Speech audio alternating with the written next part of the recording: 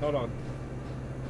So, are we just... I'm going to say that. This is the Baldtree Airstream Village. Then what happens? Or do you want David to come out? Walk to the other airstrip. Do you want David to come out and say what he needs to say, then we come out and say what we play, and then we walk over there? So we just say that, casually walk to the other Airstream. Don't say anything.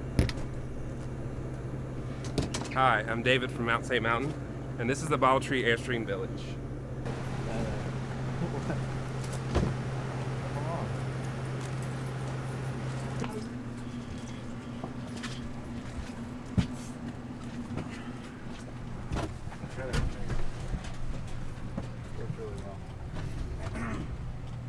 Okay, so are we going now?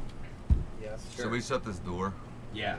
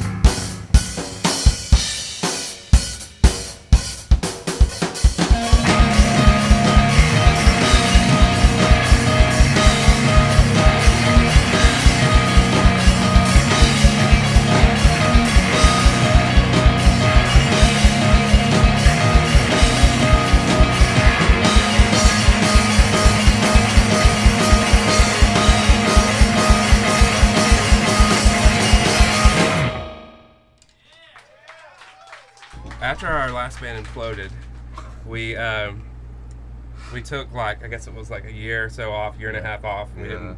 None of us really played that much at all. And then I started.